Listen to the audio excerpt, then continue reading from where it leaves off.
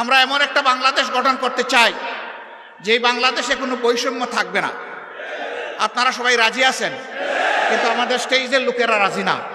কারণ আপনারা নিচে বসে আছেন সাধারণ চেয়ারে, ওনারা দামি চেয়ারে এখানে বসে আছে। তার মাঝে আবার তিনটা দেখেন ডিস্টিংগুইশড, ওইটার হাইট আরো বেশি। আইসা দেখি যে এই তিনটাতে আবার বিছানো আছে, কি জানি টাওয়াল দেওয়া আছে। তো আমি বৈষম্য বেশি দূর করতে পারি নাই, প্রথমে আমার টাওয়ালটা ফেলে দিছি। আগামীতে এই ধরনের কোনো আয়োজন হলে সকল চেয়ার সমান থাকবে ইনশাআল্লাহ।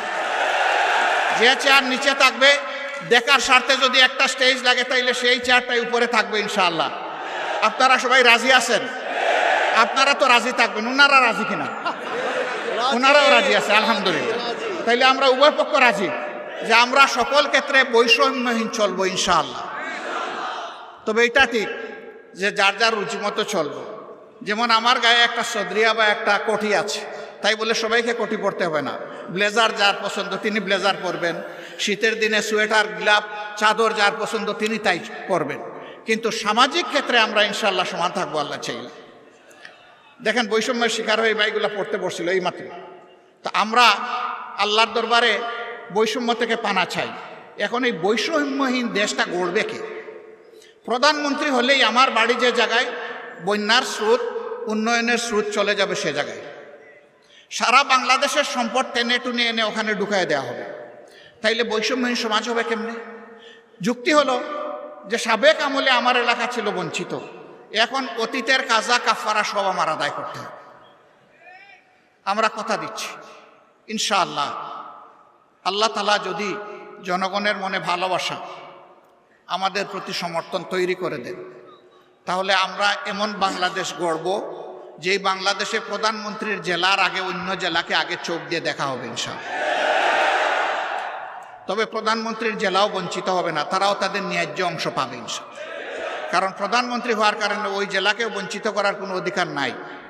কিন্তু রাজার হস্ত করে সমস্ত কাঙ্গালের দুন চুরি, ওই চুরি করতে দেব না আমরা কাউকে।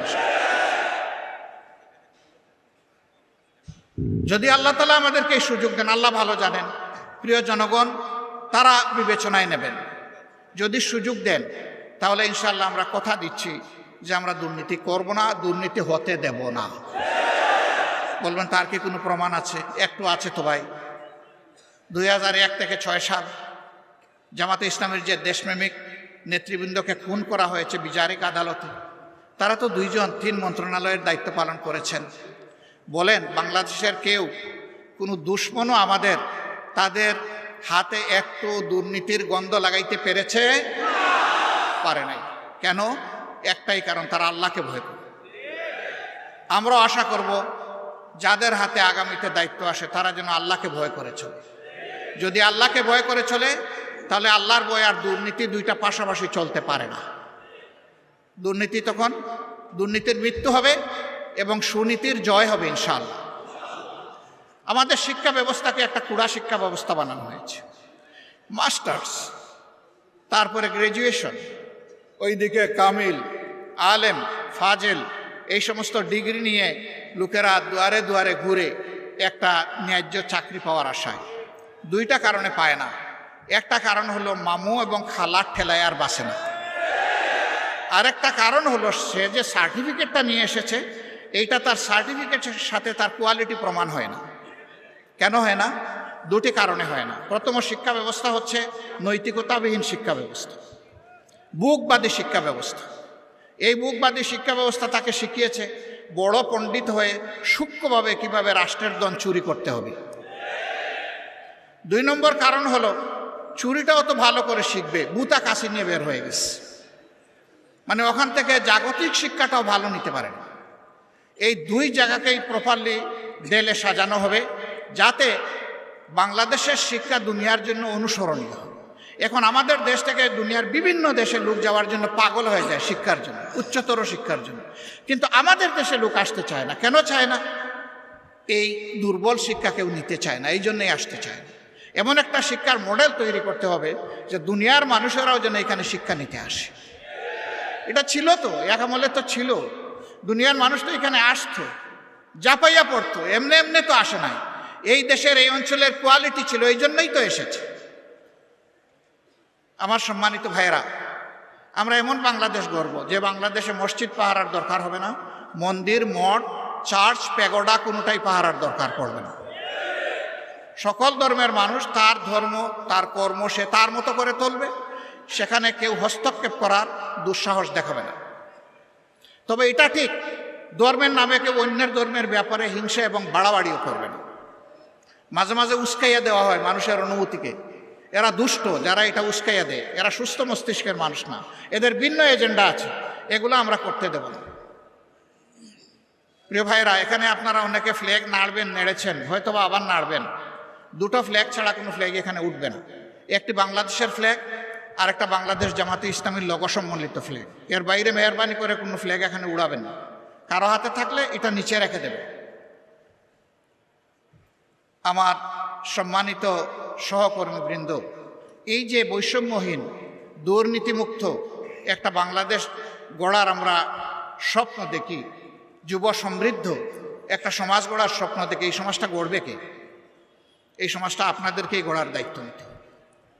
আপনারা বলেছেন যারা যে এক আল্লাহ,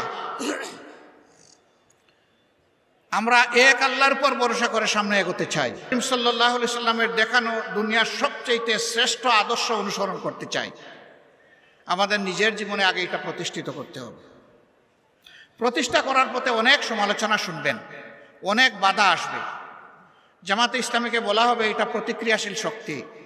জামাতে ইসলামী প্রতিক্রিয়াশীল হলে 15.5 বছর জামাতে ইসলামীর উপর যে অত্যাচার, যে নির্মম নির্যাতন, যে জুলুম হয়েছে, দল হিসাবে চিন্তা করুন তো এই ক্ষতিটা আর কার হয়েছে?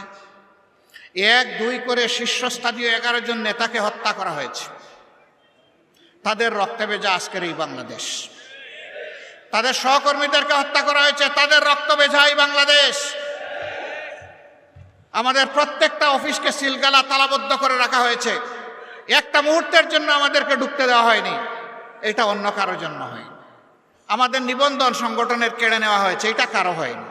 শেষ মুহূর্তে দিশাহারা হয়ে আমাদেরকে নিষিদ্ধ ঘোষণা করা হয়েছে, এইটাও কারো হয়নি। হ্যাঁ, হয়েছে অন্য সকল দলের, সরকারের প্রতিপক্ষ আলিম উলামা সহ বিভিন্ন দল সহ মানুষ খুন করা হয়েছে, গুম করা হয়েছে, তা আমাদেরও করা হয়েছে। কিন্তু এই 4 জিনিস আর কারো করা হয়। কেন এত জ্বালা আমাদের উপর? ওই যে প্রথমেই বলেছি, বাংলাদেশ জামাতে ইসলামী পরীক্ষিত দেশপ্রেমিক শক্তি, বাংলাদেশের স্বাধীনতা সার্বভৌমত্বের ব্যাপারে কারো সাথে আপোষ করেনি, কারো সাথে আপোষ করছে না এবং ইনশাআল্লাহ কারো সাথে আপোষ করবে না।